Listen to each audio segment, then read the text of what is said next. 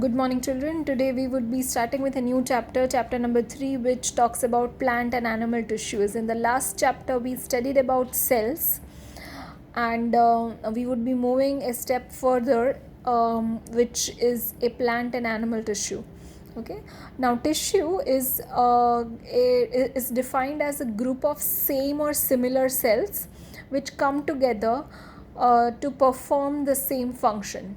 Okay. Now, these cells that form tissues are of same origin. Okay, so tissue is a group of same or similar cells of same origin performing the same function. All right, now let me tell you where does the tissue play an important role. When we studied cells, I have told you that cells are the structural and functional unit of life.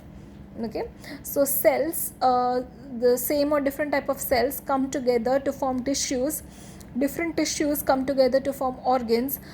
Organs come together to form organ systems, and organ systems come together to form organisms. The examples of cells are RBC, the blood cells, muscle cells, nerve cells, etc. The examples of tissue is muscle tissue, blood, which is a type of connective tissue, nervous tissue. The examples of organs are heart, stomach. We have various other organs as well. The examples of organ system is digestive system, circulatory system. Alright. Now in this chapter we would be talking about plant tissues as well as animal tissues. Okay, so we'll start with plant tissues today. Plant tissues are basically of two different types: meristematic tissues and permanent tissues. Meristematic tissues are the tissues in which the cells are continuously dividing.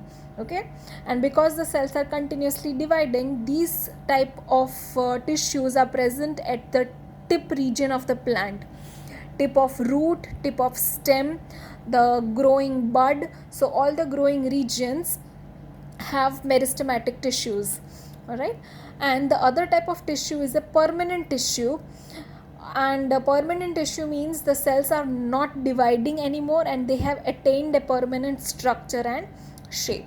Now this type of tissues are present in the structure that are already mature, right? So these are two different type of plant tissues. Talking about meristematic tissue, which is also known as meristem, basically the meristematic tissue or meristem is of two main types: apical meristem and cambium or lateral meristem. Okay, if you see structurally, the apical meristem is present at the tip of the growing region of the plant. It may be tip of stem or tip of root. That is known as apical meristem. Okay, now as you know, when a plant grows, it will grow in this direction only. Okay, so this apical tissues will lead in the growth of the organ in which it is present. The second type of meristem, which is cambium or lateral meristem, it is present within the grown region. Okay, now if you cut it like this and you observe the upper view, this would be the stem, this would be the region of cambium or lateral meristem.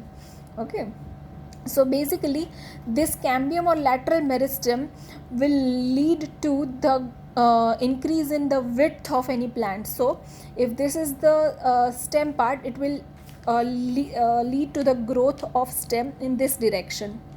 Okay, so basically it will lead to the increase in the width of plant, whereas apical meristem will lead to the increase in the height of a plant.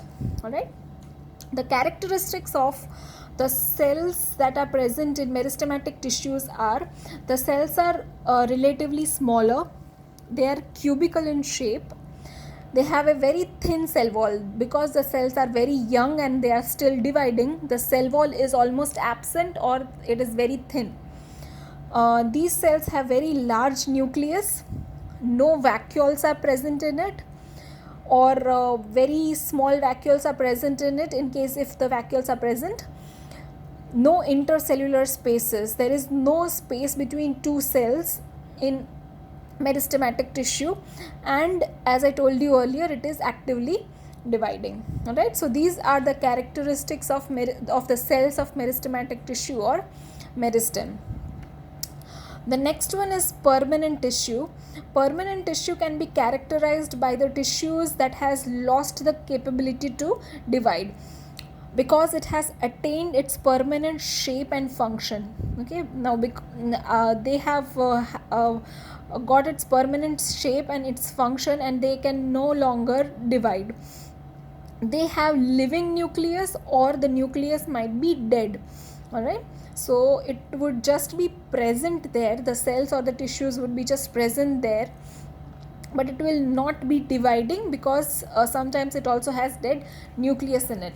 Now let us see the types of permanent tissue. We would just be seeing the types. We would be discussing the types in the next class. So just talking about the permanent tissues types, it is divided into three main tissues depending upon its function. We have protective permanent tissue that does protection. Then we have supportive tissue that supports the plant, and then we have conducting tissues that conducts the water and food particles from one place to another. In protective tissue, we only have one type, which is epidermal tissue. Okay. In supportive tissue, we have three different types: parenchyma, collenchyma, and sclerenchyma.